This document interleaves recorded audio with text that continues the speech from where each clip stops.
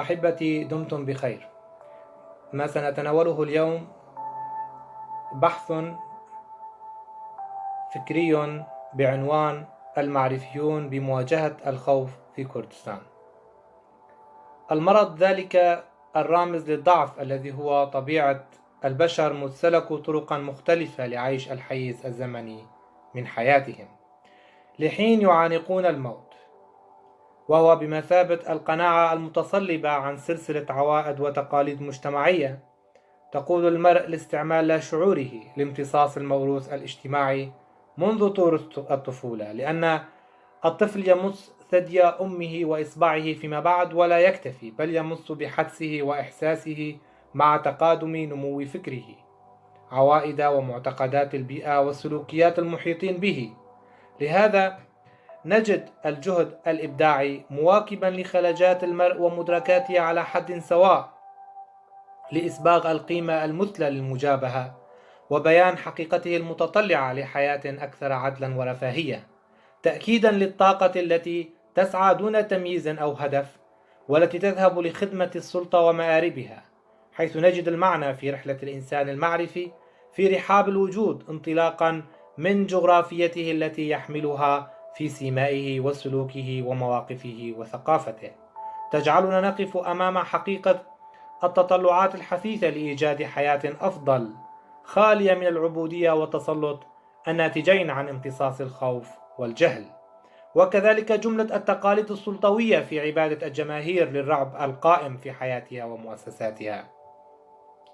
فبخوضنا لرمزية الخوف ما نلبث أن نقع في فخ التساؤلات المفتوحة على عديد الاحتمالات التي تؤرخها الأحداث على طاولتي الزمان والمكان المتلاصقتين. ولعل الخوف يمثل أصل التنازع بين البشر، وذلك التسلط القائم والذي يؤثر سلبا على الحياة بما يحمله المجتمع من معايير وقيم. فما أن يطغى الخوف على الذهن حتى يتم تحوير القيم عبر تأثير الرعب المفروض على الذائقة العامة، إذ يمثل الخوف بداية التعلق بالوهم، حيث تشعر المجتمعات المسلوبة من حريتها وعقلها بأن الخوف شيء لا بد من وجوده، وإنه مرتبط بوجود إله يجب أن يعبد ويتم تقريب القرابين البشرية كرما له. وكذلك فإن طاعة الحاكم من طاعته، وإن كل ما يحدث من بلاء وفساد هو إرادة ذلك الإله السادي. لهذا نجد الخوف قد بات منظومة ناتجة عن تلاقح رغبات السلطوي مع ما يفند أسباب بقائه حاكما بنص مقدس يتلقفه البسطاء ببراءة ساذجة وعنف ممنهج.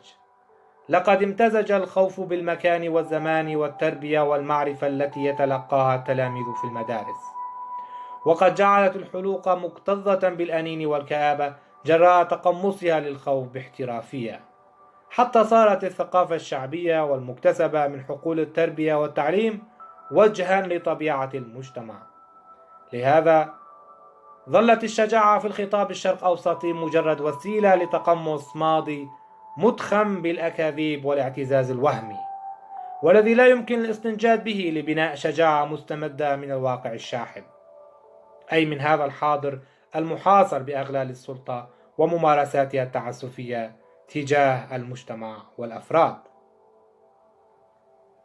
فأمام هذا الضغط التاريخي والإرث السلطوي تجد المجتمعات نفسها في حالة من الاغتراب عن ذواتها، فتمارس عيشها بضرب من الجمود والاتكال والخوف من الغد، ولا يتم ردع الخوف بالسبل الفكرية لغياب الفكر والاكتفاء بالتسليم لحقيقة ما يحدث، فهو قضاء وقدر حسب المفهوم الديني الجاهز لاستقبال الخوف. فالعين التي تبكي من خشية الله وفق التعبير الديني المرمز هي ذاتها تلك العين التي تبكي لبطش الحاكم ورب العائلة وأستاذ المدرسة. فلا يمكن في الحقيقة فصل التراث الديني عن السلطوي في كونهما أداتين عميقتين في سحق التنوير الاجتماعي. لهذا تكتظ جموع الخوف في المسيرات التي تهتف بحياة الرئيس الخالد ابن الله على الأرض، ذلك الذي أعطاه الإله الملك بقضائه وقدره وإرادته. لهذا على الناس أبدا المسير هاتفين بحياته، وهم يحملون خوفهم كجينات تدخل أعماقهم وأذهانهم. وهكذا لن يتم بيسر خلع أقفال الخوف، حيث تتحول الشوارع إلى متاهات وسراديب تنتقل عبرها الكتل الآدمية، ولا تبدو الأخلاق الجمعية إلا معايير مقتبسة عن ثنائية الحاكم والمحكوم على غرار الخالق والمخلوق. لهذا تبدو العقول خاوية سوى من ترهات وأقاويل يتناقلها البسطاء جيلا تلو جيل لتزيين نمط حياتهم الأشبه بتلك الفكاهة السوداء التي تعتبر عنوان حياتهم وسر فظاظتها وتشاؤميتها، لتغدو أحلام الديمقراطية والانفتاح عن المجتمع مجرد قصص لا تكاد تملأ الأرواح الخاوية سوى من أحلام لا تقيها هاجس الضياع والاغتراب المزمن. نلتقيكم في الحلقة المقبلة. دمتم بخير.